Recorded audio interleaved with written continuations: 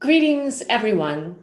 I'm Afa Dworkin, President and Artistic Director of the Sphinx Organization. I am joining you today from Ann Arbor, Michigan, the ancestral land of the Anishinaabe people, including Ottawa, Ojibwe, and Buddiwadomi, as well as Wyandot peoples. I am an average height woman with olive skin. I'm wearing a funky brooch and eclectic clothing. I have my mother's wavy dark hair and my father's large dark features. Being a combination of Persian, Jewish, and Azeri heritage, I am of mixed race. It is my pleasure to be with you all, albeit virtually. Today, I hope to speak with you about my life's work, how I came to align my creative aspirations with issues surrounding diversity, equity, and inclusion, as well as the future that I hope to see for our field. I was born in Moscow, Russia in the mid-70s when it was the capital of the Union of Soviet Socialist Republics. I was raised in Baku, Azerbaijan, a small country just south of Russia and north of Iran. My father was a chemical engineer and my mother was a Romance languages linguist and a professor of French.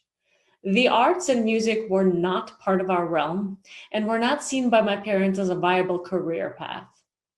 Diversity was also not part of our lexicon nor mentality, as the ethos was always so centered around unity, solidarity, and a one-minded approach, almost in a utopian fashion devoid of race and ethnicity. So my introduction to the violin, my primary instrument, and piano, my secondary one, was reluctant at best.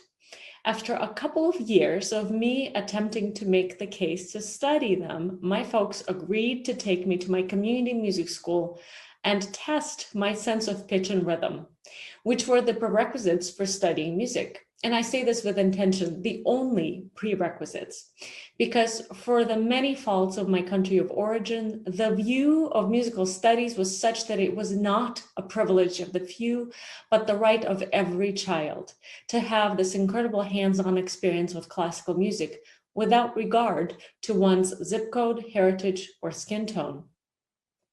Thus began my incredible journey into music. After playing both violin and piano for several years, I took an exam into the pre-conservatory division of our music academy and entered into this incredible domain where music literature was studied alongside math and chemistry, followed by mixed chamber music, eurythmics, and world history. I am deeply grateful to my parents for finding the right balance between guiding and allowing for this incredible trajectory, which in so many ways formulated my future, building a pathway to this very moment of speaking before you today. But all fairy tale-like beginnings can sometimes offer twists and turns, and mine was a formidable occurrence in my late teens. One cold January afternoon, I found myself watching the center square of my city, and it felt like a scene from a movie. My beloved country, my city, was literally dissolving in front of my eyes, both literally and figuratively. A row of military tanks was appointed right in the center of violent and spirited protests and demonstrations. For so many reasons, I could not comprehend, much more than the fact that this meant the news were not just alarmist, the country was in fact falling apart, and to my teenage self, it meant that my orchestra was not likely to resume rehearsals this week, go on tour next month, and that my family was likely going to find a way to take us west. So after a number of very careful conversations, my parents explained that in light of concerns related to the fragile state of affairs with everything, as well as our mixed heritage being a likely target, they would simply take us to America to try to build a better and a safer future. While devastated at the thought of losing our friends and everything that we knew to be comfortable, familiar, and dear, my sister and I accepted our fate and prepared as best as we could. So fast forward to many partly humorous and partly tearful ways in which I could describe my early experiences in this country as a 17-year-old with no fluency with the English language. I met a violin professor from the University of Michigan's School of Music, Theater, and Dance, and had an unexpected opportunity to perform for him. This resulted in auditioning formally, getting accepted by the school despite repeatedly failing the English test, and staying back in the state of Michigan as my family eventually made the decision to move back home. So my real journey was beginning just then, without my full recognition of its significance. During the early days, I met an incoming studio mate who was a transfer student.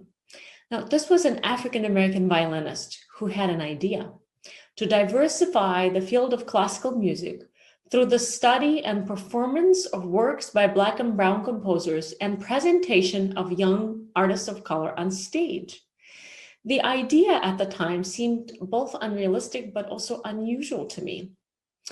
Is not classical music the one bastion of meritocracy? I challenged him. How can achievement be significant to race? And how could diversity be an issue when we're all the same, as we were taught back home, clearly? Until I began to see my own argument fall apart for me. I saw virtually no Black or Latino artists on stage. I have never studied a work by a composer of color. We were never taught any examples of literature outside of what was known to be our canon. And for centuries, it seemed whole cultures appeared to have been excluded, both purposely and implicitly, from our entire field. So maybe merit was not as much of a thing as I once thought. So after many conversations with my then classmate, I decided to volunteer and enlist myself as the first self-appointed student intern for what was to become the Sphinx organization. 25 years later, I'm still here, albeit in a bit of a different role. The founder of what was to be the Sphinx organization, Afa Dworkin, is now my life partner, and together we have dedicated our lives to the vision of having our beloved field reflect the vibrancy and diversity of our communities. Sphinx began as a small competition for young Black and Latinx string musicians back in 1998. Today, it is more of a movement with 800 plus alumni, reaching 10,000 people through its direct annual programming, 2 million in audiences, and having awarded more than 4 million in scholarships and artist grants. We have launched 5 performing ensembles and are getting ready to celebrate our 25th anniversary next year. Through the years, the motivating factor for me was a realization that excellence was only possible through diversity. A misfortunate myth has plagued classical music until now, where anytime we speak of diversity, many will assume it means dumbing down of our standards of excellence, merit, and rigor. But nothing can be farther from the truth. The fact is, there's not a scarcity of talent or achievement in classical music among Black and Brown communities, as evidenced by Sphinx's efforts over the past 20 plus years. When we started, Black and Latinx artists comprised about 1.5% in American orchestras combined. Today, this number is slightly more than 4%, which tells us we have a ways to go. But sometimes folks argue that talent or the interest is simply not there early on. However, I think it's always so important to quantify and fact check what feels to us to be anecdotally the case.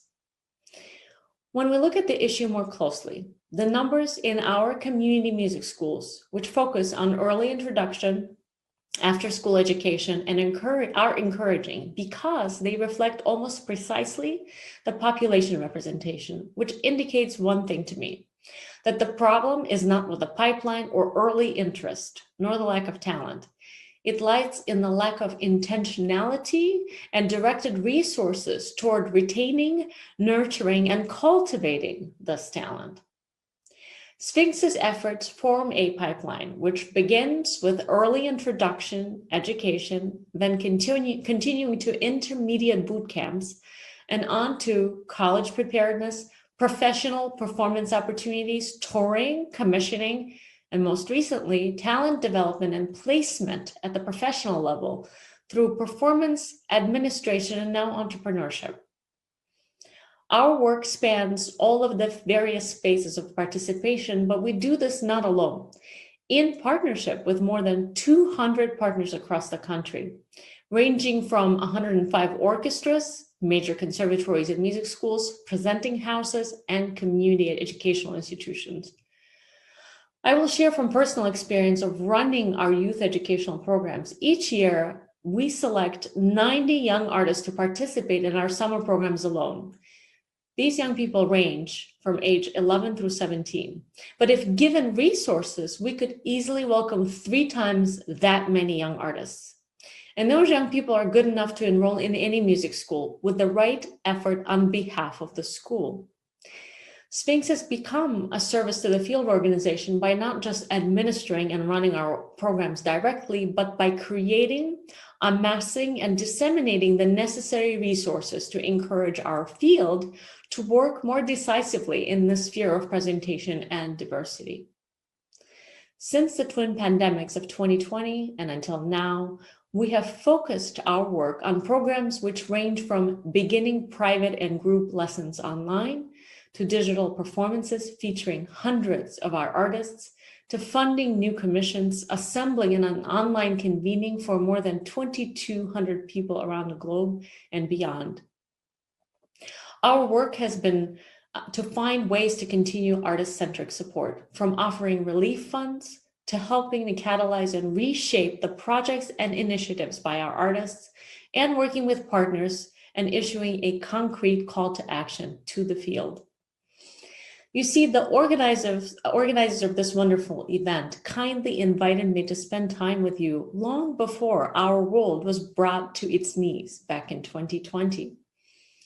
It happened before our artists were to become silenced across the world, before our family members were to fall ill, before canceled opera premieres and newly commissioned symphonic works were replaced by the Brady Bunch-like squares on our screens. It was also before we lost one of our greatest civil rights icons, John Lewis, before the murders of Breonna Taylor and George Floyd shook our numb world in profound ways. It was also before the solidarity statements, earlier than implicit bias consultants becoming the hottest commodity on our market, before our philanthropic institutions calling for racial equity, and before DEI became the code for the scorecard of our conscience. Before we knew that our country and the very foundation of our democracy would be shaken once more to remind us that division and injustice are still so profoundly at the core of our shared realities. I knew then, but I certainly recognize now, that the only way we are to survive this costly dual pandemic is through reliance and trust in one another's strength and integrity. We need to stand tall for those who are tired of fighting by doing and not just saying the right thing when it matters, by taking risks when they're not popularly blessed by consensus, by hearing from those who do not think nor look like us and whose pain and challenge have been greater than ours. Today, this is everybody's fight. Everybody's time to lead. Every single one of us who pledged their allegiance to artists and leaders of color, all of those who hold the privilege to act for more than just ourselves, and that's all of us. See, last summer, Sphinx called upon our partners to make a 15% commitment to diverse programming and 15% commitment to diversify their staff and board, as well as a 15% budget allocation to racial equity work. I still stand by that call and stand ready to work together with any partner, any individual educator or artist who is ready to tackle those concrete steps. The talent and the readiness of our artists and leaders will inspire anyone with a resolve to make different choices this year. Sphinx saw record high participation through our cumulative applicant pool growth by more than 60%, quadrupled the number of artists that we reached through our National Alliance for Audition Support, and awarded more than $900,000 in grants and scholarships since last summer alone, while pivoting every single one of our programs to the digital space and ensuring that every student in every household, every one of our artists, was accounted for. And before I come to the closing phase of my talk today, I'm hoping that you will ask yourself this one question: what will I do differently this time? How will I go beyond that one work that I programmed, that one artist I engaged, one commission, one DEI speaker who gave us a Zoom talk? The time has come to join our hands and commit wholeheartedly to the discomfort of real change. And once this talk and this wonderful convening come to an end, once the tears are dried and the urgency of this work yields the dangerous comforts of status quo, may we all pause in remembrance of those we lost, in gratitude to those who lead this work today, and in awe of all that we can come together to accomplish in the name of our collective good. A gifted African-American pianist, one of Sphinx's premier artists and ambassadors, and a recipient of our Medal of Excellence, Jade Simmons, once said that we must not look to impress our audiences, but instead to impact our audiences. In guiding our artists as educators, we encourage them to uncover the repertoire by Black composers, which dates back to the contemporaries of Mozart, such as Joseph Boulon St. George. The very knowledge and realization that excellence and creative expression was present during the times of Mozart within communities of color creates a sense of connection and belonging. And the latter, I think, is so critical when it comes to creating equitable opportunities for our young people. That realization and pursuit and study of this music then brings about impact by encouraging and inspiring young people to pursue their sense of connection to this music. One of my own children, our youngest son Amani, is studying piano. While I do not necessarily and unfortunately see his pursuits taking him to the professional route, the knowledge and then the opportunity to study classical works by Florence Price, an African-American woman composer, changes his perception of what classical music is, who belongs in it, and why it is that we seek to define something as canon. Furthermore, the opportunity has an effect and impact on his teacher and the rest of her studio. Now, all of a sudden, dozens of young kids of all backgrounds get to hear, study, and know of music that was written by Black composers, Black women composers at that, which impacts their approach, their mentality, and sense of normalcy, which will distinguish them from their parents and the earlier generations for whom something like this was likely unheard of. A terrific and a brilliant pianist, Stuart Goodyear, wrote an amazing piano concerto called Callaloo. I encourage you all to look it up and listen, paying tribute to his Caribbean heritage and culture. Think about the privilege and the opportunity to live during a time when something like this is not only possible, but it is known and accessible. Now think about our individual and collective power to go search up this piece, find the score, study it, teach it, and advocate for it. Think about the impact upon your students, our students, audiences, colleagues, critics, and our communities. What an awesome power we all have to do better, to do it differently this time, and ultimately to generate some impact. One of the most dear things I have heard during my entire career from one of our young artists years ago was that she had never known a world without Sphinx. She was born after we were founded. To her teachers, to her parents and peers, Sphinx has always ensured that the norm was not defined by ignorance, lack of knowledge, with a mix of assumptions, but instead the norm was to see talented, poised, and accomplished students of color perform alongside their white peers, held to the same very standards of excellence. What is more important is that she knew so many artists of color who came before her and succeeded. The very idea of feeling alone was unfamiliar and odd. Think about that impact that each of us can have. My own kids used to say that growing up in our household, they thought most string musicians are in fact of color because that's what they saw. So if you're an educator, take the time to reimagine what you teach and how you recruit. Find ways to afford a voice to deserving composers of color and to evolve our canon. Define your own methods to recruit from communities that have not been participating in your program or your studio by forming partnerships with community centers, leaders, schools, and faith-based institutions. If you are a leader, find a way to advocate for and establish that 15% commitment of annual budgets to go toward efforts in the DE&I sphere, not just now, but for the next 10 years. Our budgets are our moral documents. We all spend the precious resources, no matter how small or big. Imagine if each one of us decided to do so with an authentic emphasis on diversity. If you're an administrative recruiter, then commit to at least 25% of your final administrative staff pool of candidates to be BIPOC candidates, and fail the search if you do not immediately succeed. If you're not sure where to start, that's okay. Reach out to Sphinx. Check out our resource page, and we will do our very best to connect you and work with you.